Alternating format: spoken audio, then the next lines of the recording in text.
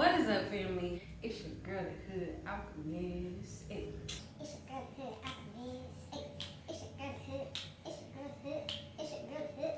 It's your girl, the Hood.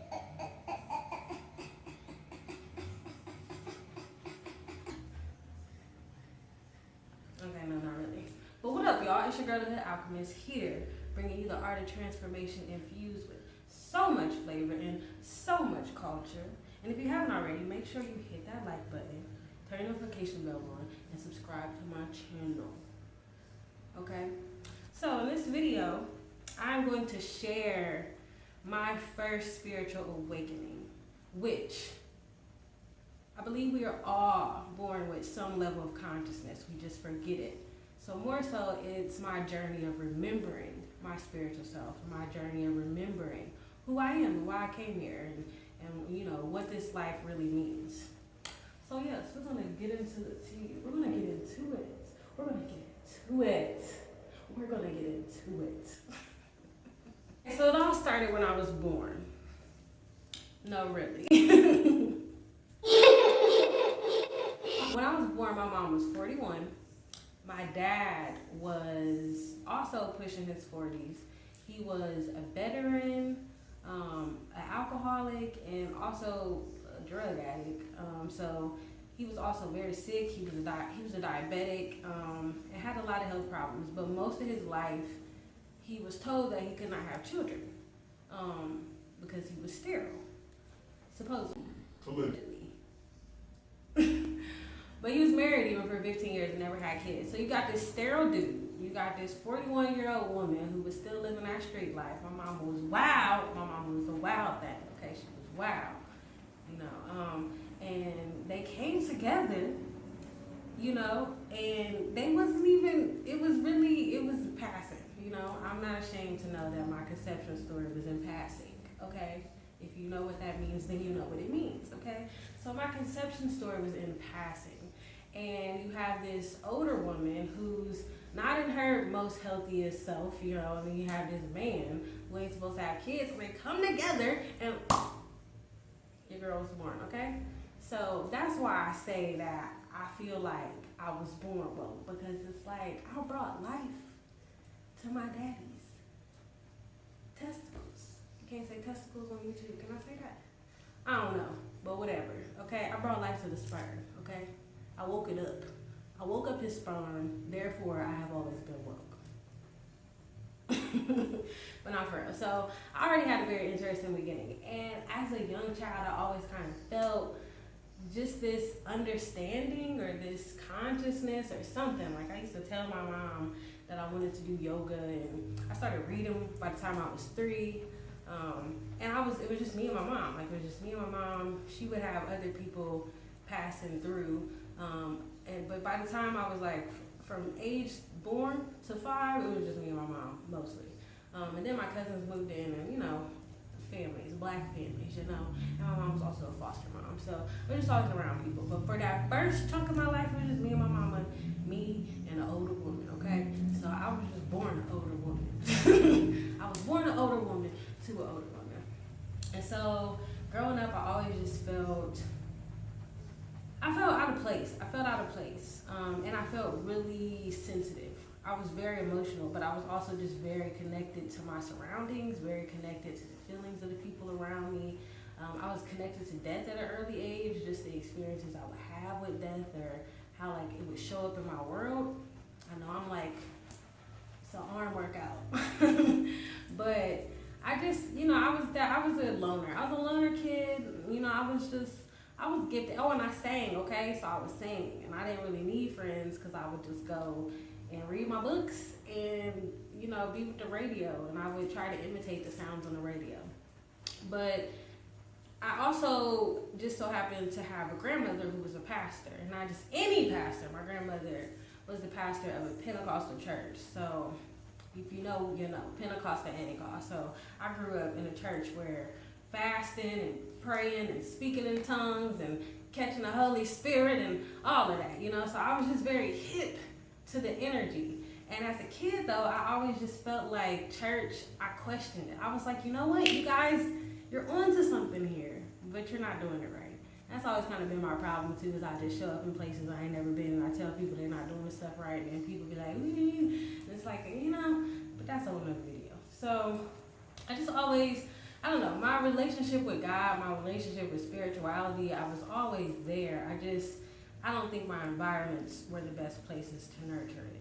So fast forward, if you want to hear more even about that, let me know. Drop a comment below. What I've come to learn on my journey now, even just looking back at the type of church I grew up in, the Pentecostal church is a lot more freer than, it's more free than other churches. And even speaking in tongues, like most people don't believe in all of that stuff. And as I started to do more research with my indigenous ancestry, my African ancestry, and seeing just the ties between how some pieces of our culture still showed up, even though we didn't necessarily know what it was doing. You look at speaking in tongues, laying of hands, all of that stuff is what shows up in the New Age world, but it's also the very things that are associated to African spirituality, indigenous spirituality. And so as a child, I understood that we were doing something in our Pentecostal church that didn't feel just like the colonized narrative, I guess I was getting.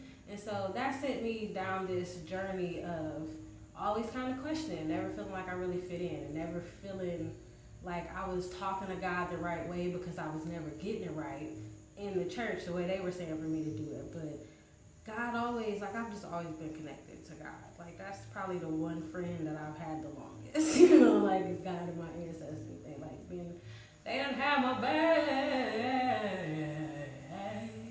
Yeah. For real though.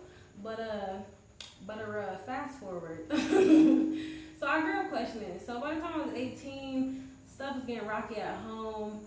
Stuff was getting rocky in our church. My aunt was sick. She was the one who took care of my grandmother. My grandmother was a pastor. My grandmother was getting older. Everything was just kind of going. So when I went to college, I was like, yes, this is it. I'm not going to church no more. I'm going to do me. So I think, now I'm even saying this.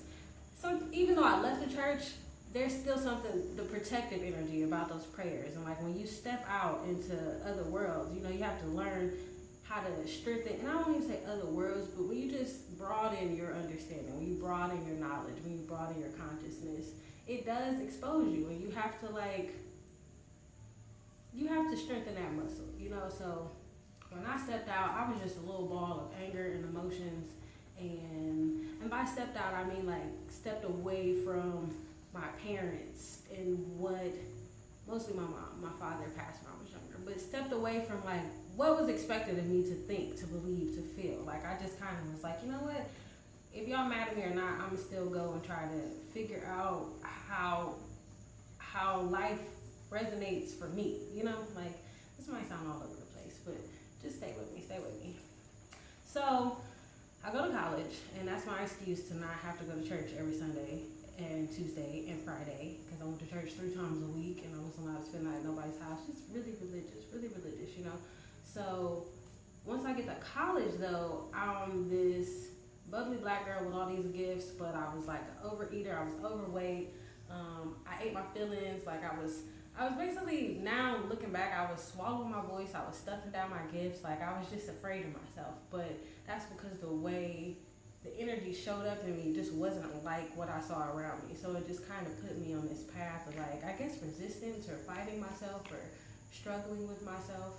And so as I get to college though, I couldn't hide no more, y'all. So I go to college, and I basically am the lowest I've ever been. I was just depressed. I was just so alone.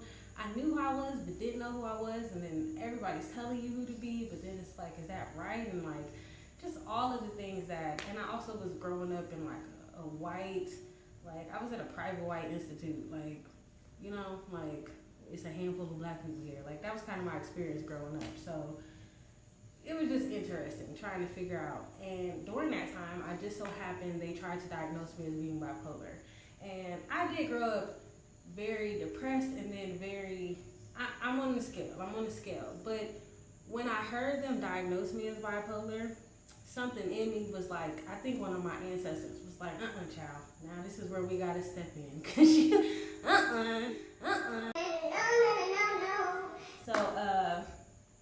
So they were trying to diagnose me as bipolar, and I started taking the medication. I was on the medication for like a month.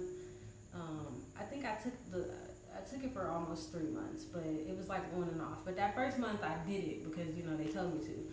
And while I was on the medication, I realized this not it. And they were telling me like, we can just, you know, we'll have to just try other medications and see. And I was like, you know what? No.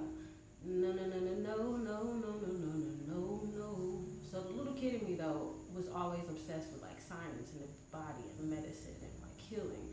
And so that's when I was like, you know what? I'm gonna just take this into my own hands because I don't trust these institutions. I don't trust these systems.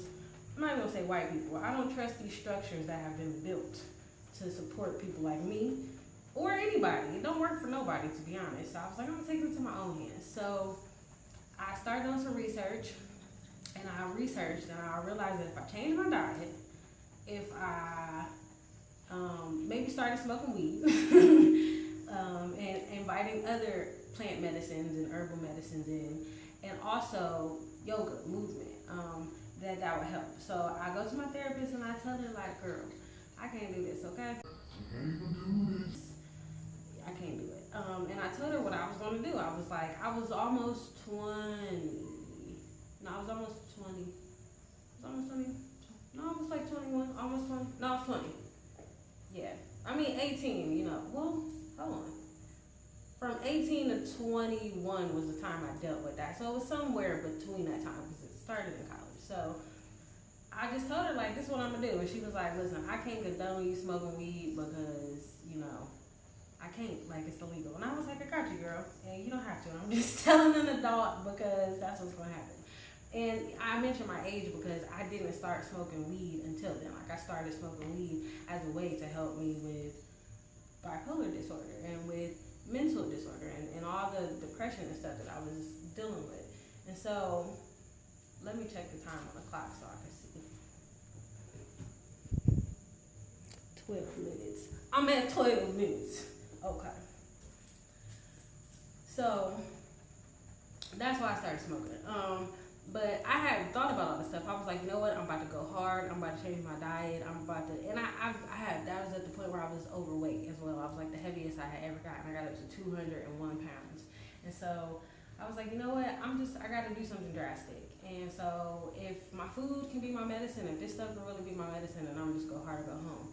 And so I worked myself into doing that because it got really, really, really bad. So like I wasn't sleeping, I was manic a lot, but something just kept telling me you're catching up. And so what I thought was me being depressed, me being, I don't know, traumatized was actually me just like catching up to all of the emotions like that I hadn't processed yet. But then also realizing that I'm also catching up to the emotions of my family, catching up to the emotions of my ancestors. You know, when you are called to be a person that like moves that energy and like breaks generational curses for the family, you actually actively become a vessel for that.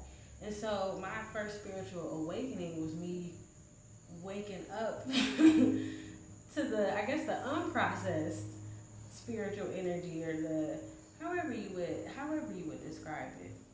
But that was, they diagnosed me as bipolar. What I would now say, most people with mental illnesses, they are experiencing some type of spiritual occurrence, some type of energetic occurrence that's not just negative, but it has a deeper meaning to it, and not everybody knows how to open or navigate that. So it started with me kind of being really depressed and then having to sit in it.